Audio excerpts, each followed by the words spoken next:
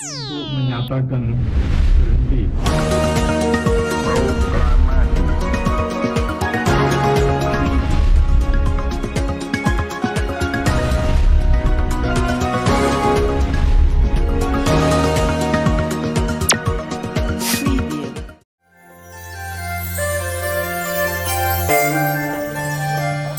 Nanti cucu punya anak ya itu berlanjut terus gitu loh. Betul. Itu kan ada contohnya gitu loh. Nah kalau nggak ada contoh ya nggak bisa. Jadi orang untuk sembahyang itu orang meninggal itu sebetulnya itu bukan untuk lihat yang diperlihatkan orang meninggal, yang dilihatkan yang masih hidup, keturunannya supaya tahu. Halo teman-teman, bertemu kembali bersama saya Naura di Secret Story Podcast. Teman-teman, setiap awal April, lanskap pemakaman Tionghoa di berbagai kota Indonesia ini berubah menjadi ruang yang sangat hidup. Keluarga-keluarga datang membawa dupa, makanan, dan ingatan menyatu dalam ritual cengbeng.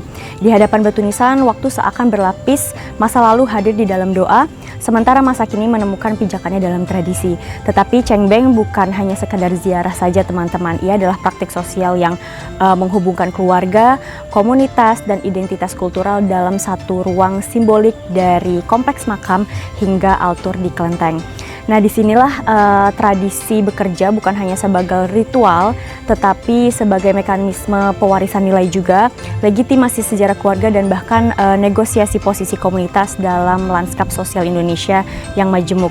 Nah, untuk khusus edisi spesial tradisi cengbeng kali ini, hari ini saya sudah hadir bersama Suhu Halim ya. Di sini sudah ada Suhu Halim. Ya. Halo Suhu Halim, apa kabar? Apa kabar? Kabar baik. Oke, baik. Nah, kita sudah ada di salah satu pemakaman keluarga juga nih ya, di Puncak Nirwana, di Malang, di kota Malang teman-teman. Puncak Nirwana. Puncak Nirwana ya? Iya, di Pasuruan. Di Pasuruan. Masuk Pasuruan. Oke, ini kita agak naik ke atas lagi ya, Pak ya, berarti ada dekat pegunungan, agak dingin di sini udaranya. Nah, nanti terkait obrol-obrolan terkait tradisi cengbeng dan detailnya seperti apa gitu ya, nanti kita akan mengobrol lebih lanjut nih dengan Pak Halim nanti ya Pak ya, kita lanjut lebih ngobrol lebih lanjut lagi dengan Pak Halim. Oke, jadi teman-teman ditunggu saja kelanjutannya seperti apa.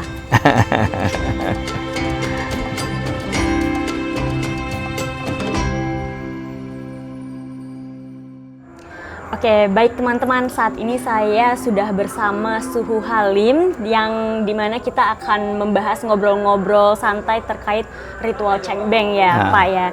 Nah Pak, sebelumnya terima kasih sudah mau bersedia hadir di podcast kami hari ini ya Pak ya. Sama-sama. Oke, baik Suhu. Nah Pak Halim, sebenarnya sebelum kita ngobrol lebih jauh, kita pengen tahu dulu nih Pak, sebenarnya makna utama dari cengbeng yang diselenggarakan gitu ya setelah Imlek itu apa sih Pak? Kalau boleh diceritakan sedikit. Kalau cengbeng itu ya itu dalam musim Tiongkok itu kan ada 12 ya. Oke. Itu kalau musim semi itu Li Chun. Pertengahan itu Isui. Nah itu habis itu bulan 2 tuh Cingce, Chunfen. Kalau Chunfen itu apa? Chunfen itu kalau zodiak Aries. Nah, habis itu Qingming. Qingming itu waktu musim Qing itu terang, Ming itu juga terang. Jadi orang suka berpergian itu kalau ziarah ke makam itu terang benderang gitu loh. Nah, itu biasanya terjadi ya bulan 4 tanggal 5. Itu kadang-kadang bisa tambah maju sedikit 1 hari atau mundur 1 hari. Kebetulan tahun ini terjadi bulan 4 tanggal 5. Itu ditambah 15. Itu namanya Qingming. Nah, habis itu Isui. Isui itu pertengahan Chongjinya. Kalau jadi yang betul Qingming, yang namanya Qingming itu bulan 4 tanggal 5 ditambah 15. Dari bulan 4 20 itu sebetulnya ya. Tapi kebiasaan orang sini ya, sebelum cengbeng itu 1 minggu atau sudah cengbeng 1 minggu. Padahal yang namanya Qingming itu 15 hari. Itu sesuai dengan apa? Imlek Tiongkok gitu, musim. Yang dipakai itu musim. Sebab kalau pakai Imlek ya, seperti penanggalan Arab, penanggalan Jawa, itu maju terus, gitu loh. Lah kalau ini penanggalan Nongli itu untuk petani bercocok tanam, itu berdasarkan Imlek. Berdasarkan Yangli itu Masehi punya. Juga ada nama Yangli-nya di Tiongkok juga ada.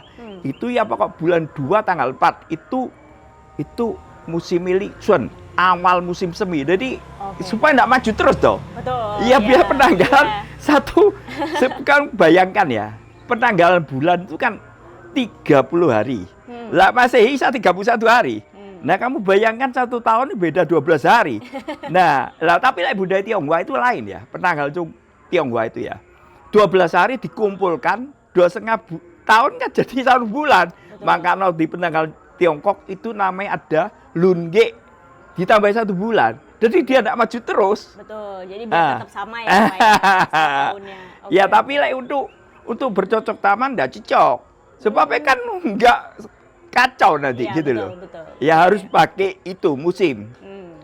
Li Chuan, Yi Shui, Jing Zhe, Xuan Fen, Xing Ming, Gu Yi. Li Xia itu musim panas.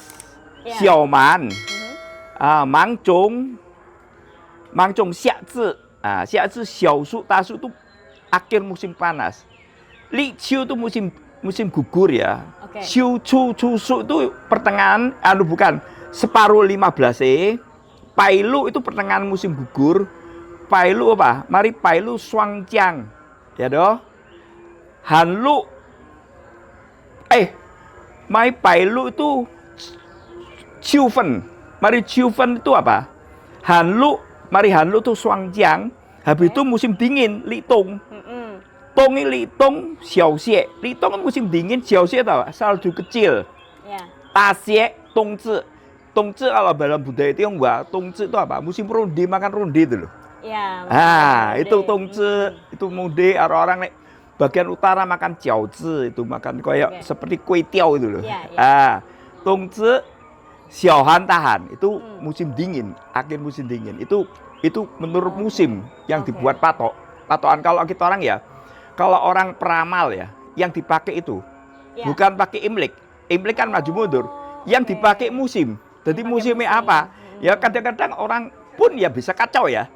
Nah, untuk penanggalan Tiongkok ya, penanggalan Tionghoa, tahun baru Imlek dianggap ganti sio itu salah. Yang dibilang ganti sio itu ya bulan 2 tanggal 4 itu musim semi Li Chun itu yang ganti sio. Jadi banyak yang kacau di situ. Jadi banyak yang mungkin salah paham. Salah paham. Dikira hari raya itu pasti ganti sio. Kalau tahun ini kan hari raya tanggal berapa itu? Itu kalau bulan 2 tanggal 4 itu tetap sio yang sebelumnya gitu loh. Itu teorinya. Nah, Pak, tapi kalau misalkan dalam tradisi Cengbeng ini, bagaimana Cengbeng ini bisa menghasilkan gitu ya, atau menciptakan nilai bakti kepada leluhur gitu ya dalam konteks masyarakat modern? Kalau menurut Suhu seperti apa? Kalau untuk ya itu pendidikan ya, supaya kita dibiasakan ya. Kalau bagi leluhur itu kan mesti ada anak cucu supaya ikuti ritual ini ya, supaya dia bisa menghormati ya orang tua yang sudah meninggal. Nanti sebaliknya ya, nanti cucu punya anak ya itu berlanjut terus gitu loh. Itu kan ada contohnya gitu loh. Nah, kalau nggak ada contoh nggak bisa. Jadi orang untuk sembahyang itu orang meninggal, itu sebetulnya itu bukan untuk lihat yang diperlihatkan orang meninggal, yang dilihatkan yang masih hidup, keturunannya supaya tahu. Lah ini besok juga kamu harus seperti gini gitu. Itu buat contoh untuk yang hidup, bukan yang meninggal. Jadi selain memperkenalkan itu juga mencontohkan kepada contoh ya generasi selanjutnya gitu loh. Itu teorinya gitu. Baik, Pak. Tapi kalau misalkan untuk tradisi Cengbeng ini sendiri, ini masih berfungsi nggak Pak sebagai instrumen transmisi identitas etnis Tionghoa gitu ya, lintas generasi? Kalau melihat hari ini Pak? Saya lihat Cengbeng itu masih tetap tetap kuat ya. Iya, pasti. Jingming itu terutama ya kalau orang luar pulau ya, waduh, itu dari jauh kalau Jingming pasti ke kuburan orang tuanya, Pasti pulang ya. pasti pulang Iya. itu, gitu loh. Itu mesti saya lihat ya, sukar kalau hilang itu sukar, Iya, gitu loh. betul, Pak. Tetap itu ada yang pakai itu, gitu loh. Iya, saya juga punya teman ya Pak ya. Ha. Dia merantau gitu. Ha. Jadi sejauh apapun mereka merantau, Ha. mereka tetap kembali lagi ke kampungnya untuk itu berziarah. Iya, berziarah. Dia menghormati orang tua itu. Betul. Iya toh. Iya. Dia itu anggapannya jasa orang tua mana bisa dilupakan gitu loh. Iya, betul. Nah, itu kalau dia hormati orang tuanya, besok dia juga anaknya menghormati dia, sama timbal balik. Betul. Kamu lah sama sekali nggak umur orang tua, nanti kamu besok ya sebaliknya sama, Iya, gitu iya, loh. jadi harus diikuti terus. Ikuti terus. Malah ada yang makami orang kaya ya, itu malah dikasih osek sosial 24 show. Bukan osek sosial. 24 orang yang berbakti itu ada gambaran satu-satu. Bagaimana itu ada? Di makam itu? Iya, di pinggir itu ada satu-satu. Jadi ada teman saya itu ya, itu tiap cembekan anak cucu suruh muter sampai dicerita ini artinya apa itu. Iya, Itu osek sosial 24 yang berbakti itu ada. Itu kuburan-kuburan itu ada. Itu dikasih ya, Betul, itu betul. supaya dia untuk panutan itu. Ini loh. Itu jasa orang tua itu perlu kita hormati loh. Kita orang harus ingat ya jasa orang Betul, tua. betul. Itu banyak yang orang kaya pinggir itu banyak 24 sosial itu berbakti. Iya, betul Pak. Itu Oke. orang yang kaya. Nah, Pak, tapi kan ini kita juga masih bingung nih Pak, bukan bingung sih, mungkin ada beberapa yang belum tahu juga ya. Kan kenapa sih ziarah makam itu menjadi pusat gitu ya, sementara kalau misalnya kelenteng atau vihara itu berfungsi sebagai pelengkap ritual. Apakah di sini ada arti atau makna dualisme gitu Pak, atau seperti apa Pak? Enggak, ya biasanya itu kalau wihara itu kan soal kepercayaan dah. Ya. Enggak bertentangan. Kalau siara ya siara, itu Oke. budaya gitu loh. Hormati orang tua. Ya. Kalau itu ritual tentang kamu mau pakai cara Kristen atau kamu mau cari cara wihara, enggak masalah. Sifatnya kan menghormati orang tua. Iya, gitu iya. loh. Karena masih banyak nih Pak, mungkin kesalahpahaman atau kebingungan gitu ya. Kalau ziarah itu masih dikaitkan dengan agama gitu. Enggak, siar itu enggak ada urusan sama agama. Itu kalau sih nggak ngerti ya dianggap wah itu anggap agama itu salah. Seperti kuburan ya. Iya. Kuburan itu kalau cara betul ya kuburan yang tradisional. Kuburan orang Kristen kan bongpai di belakang. Tulisan itu. Iya, Itu iya. di depan. Itu budaya barat. Iya. Budaya timur kalau di Tiongkok sana itu bongpai itu di depan. Nanti ini gundukan di belakang. Iya. Ini artinya apa? Ada artinya. Bongpai itu artinya pintu. Lah, gundukan itu seperti rumah. Iya. Lah, sekarang saya kalau bikin feng shui ya, belakang itu bawai bongpai, itu saya kasih lubang, tak kasih lubang arwah. Jadi kita orang kalau sembayang ya, kalau Iya. kita orang bersembayang, itu bisa masuk dari lubang awal itu. Oke. Gitu loh. Betul. Sekarang dibikin lagi gini. Seperti ya, ini ada bongpai ya. Iya. Bawah tak kasih lubang, bawah itu kasih lubang, itu kasih pipa.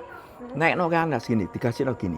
Jadi umpama kita sembayang ya, apa kamu keluh kesah apa nih kalau orang Buddha kan pakai shio toh, itu masuk ke situ, persembahan itu Iya, masuk. iya. Itu lubang arwah.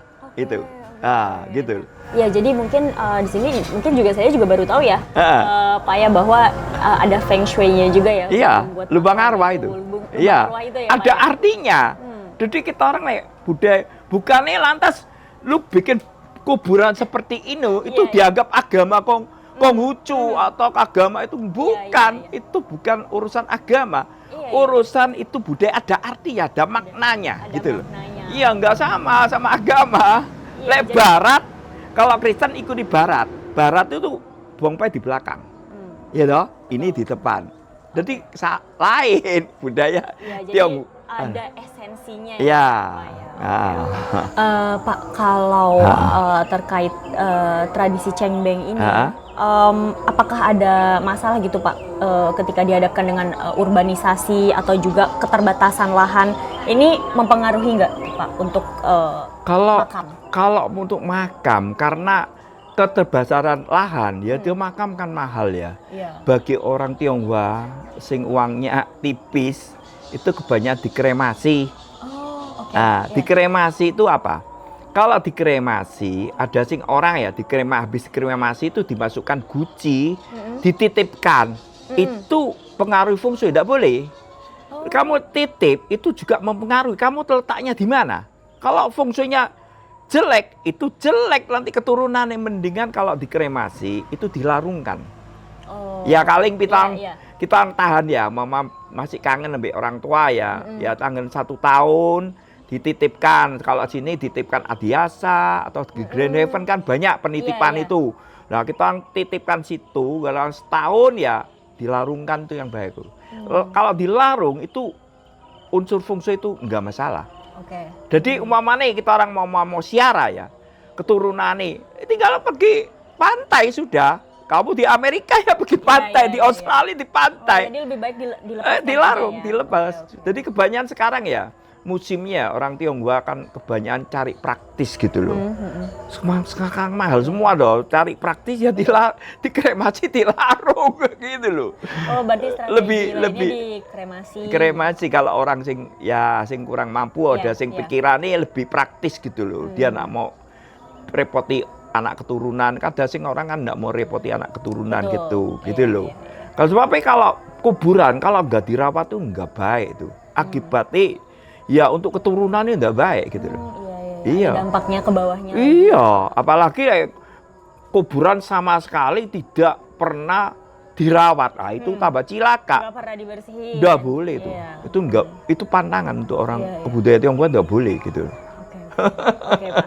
Pak, kalau misalkan tradisi cengbeng ini Suhu melihat ya hari ini di kalangan atau di sekitar masyarakat internasional gitu, atau mungkin ada masyarakat Tionghoa yang tinggal di luar negeri misalnya gitu. Ini gimana Pak? Apa mereka masih menganut kuat cengbeng itu, atau ya karena di era modern ini jadinya oh ya sudahlah, atau gimana? Tetap orang Tionghoa itu kadang-kadang ya, dia kemanapun itu dia yang dibawa itu foto orang tuanya, sembahyang orang tuanya dibawa.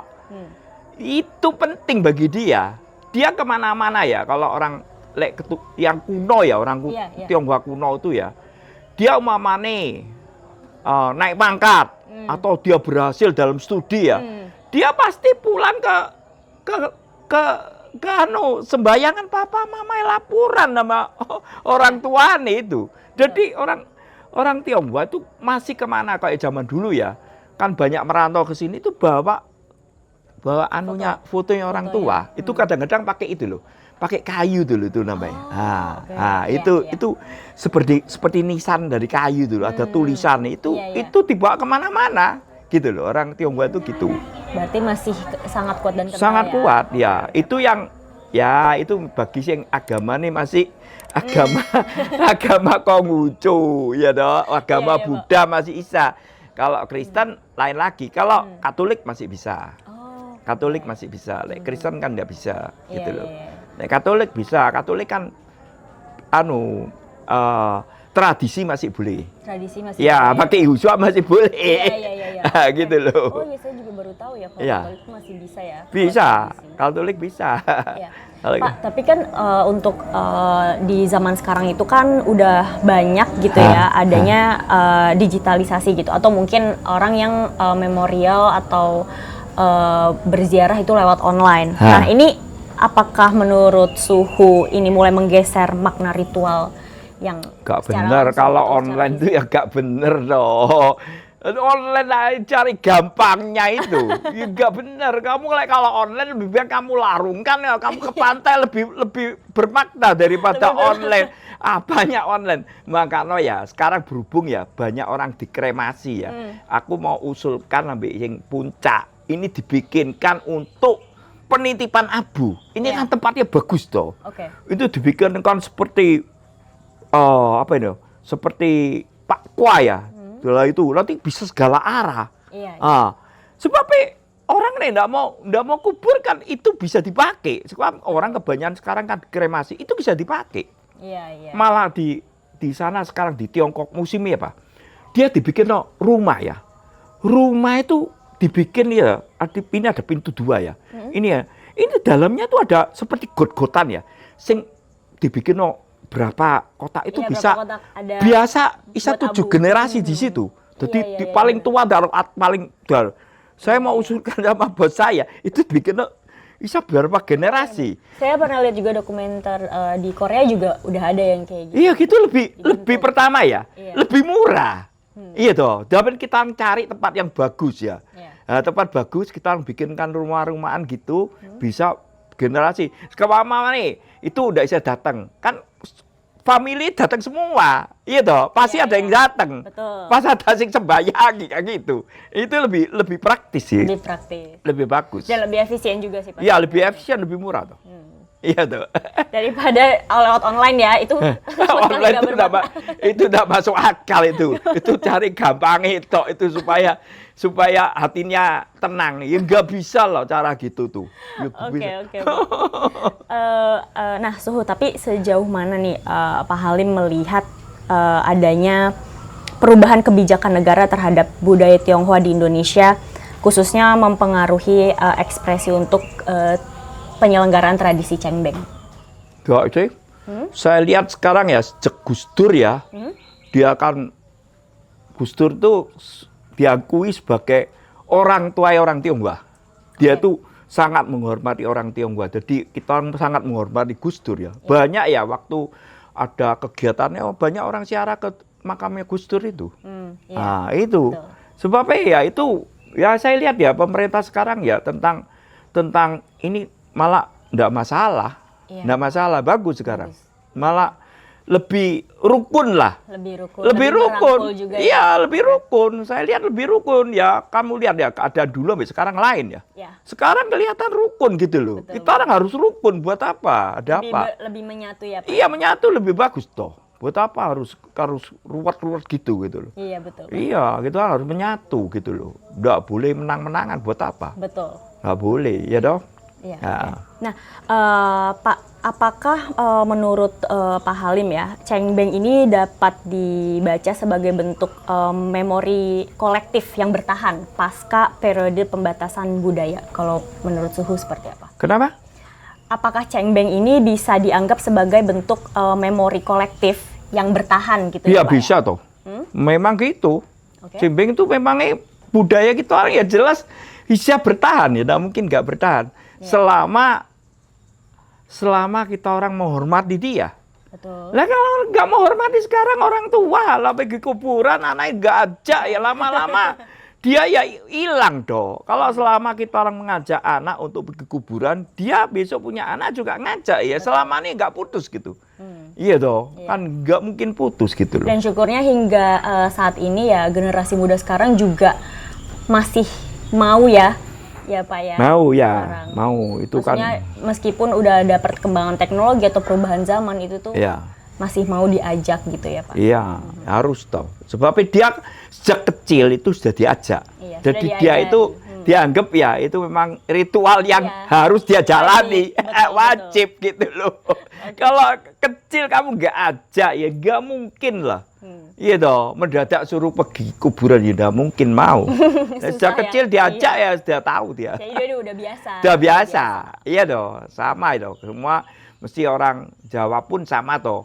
Kalau waktu mau puasa, pergi sembahyang dia ya toh ke ada kuburan nanti hari raya itu sama. Betul. Ajak anak-anak, otomatis anak-anak ingat oh iya ini waktu ini mau puasa mesti ke kuburan. Nah, itu sama aja. Iya, mengunjungi ya. Iya, mengunjungi ya, menghormati orang yang sudah meninggal itu loh.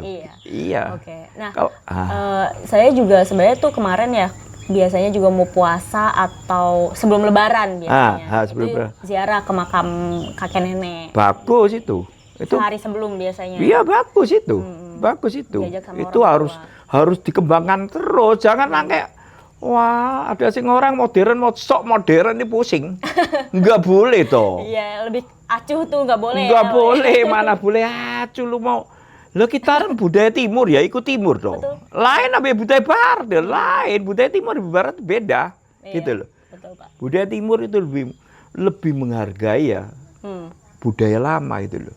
Iya, Pak. Iya toh, lebih hormati gitu loh.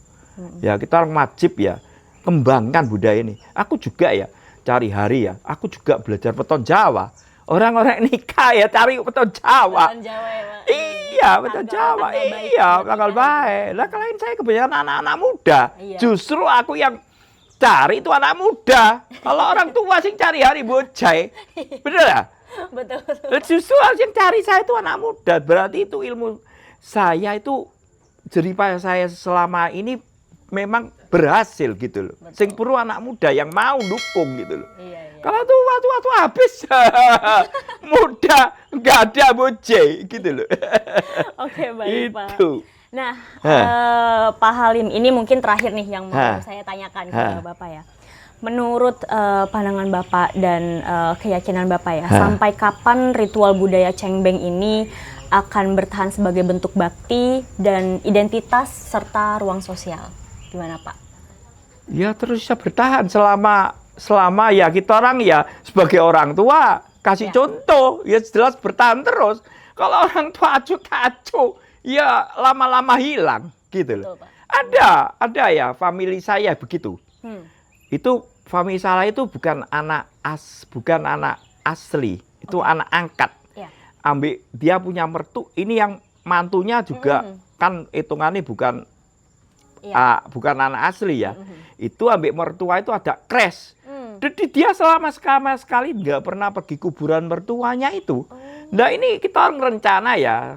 Itu kan itu masih kakak ibu saya. Oke. Mau ndak mau aku daripada kuburan nggak terawat, pikir saya mau tak krem. Ini semua keturunan itu ya teman-teman family ngumpul semua kumpulkan uang. Arisan, satu orang 100.000, satu patungan, satu bulan 100.000, 1 tahun kan 1.200.000. Ini sudah terkumpul uang untuk kremasi 4 kuburan.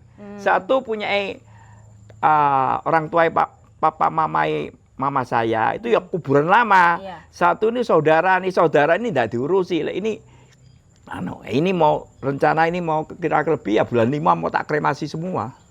Kremasi dilarung sudah urusan selesai gitu. Daripada nggak diurus itu loh, kasihan. Betul, Pak. Iya dong. Ya berarti ya untuk melestarikan budaya ini harus ada peran ya Pak ya dari orang tuanya untuk mengajak anaknya. Iya toh. Kalau nggak ada orang tua ngajak, dia yang nggak ngerti toh. Iya. Lama-lama dikira ini apa-apaan itu loh.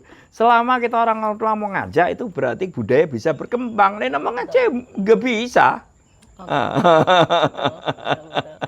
Nah ini terima kasih nih Suhu Halim sudah mau ngobrol dan berbagi insight ya Pak ya terkait tradisi Cengbeng dan tadi kita juga baru aja menyaksikan pelaksanaan Cengbeng juga ya Pak di salah satu pemakaman keluarga juga dan itu juga pertama kalinya saya melihat tradisi Cengbeng tuh Pak. Oke baik teman-teman, transformasi Cengbeng dari ritual privat menuju praktik semi publik yang memperlihatkan reartikulasi identitas diaspora dalam ruang sosial di Indonesia. Cengbeng memperlihatkan bahwa ritual bukan sekedar pengulangan tradisi, tetapi menjadi arena aktif tempat identitas dinegosiasikan, memori dipertahankan, dan juga relasi sosial ini diperkuat khususnya di negara kita Indonesia. Dalam konteks ini, makam bukan hanya ruang kematian, melainkan titik temu antara sejarah, keluarga, dan masa depan komunitas. Baik teman-teman, sampai bertemu di episode selanjutnya. Terima kasih. Terima kasih. Terima kasih.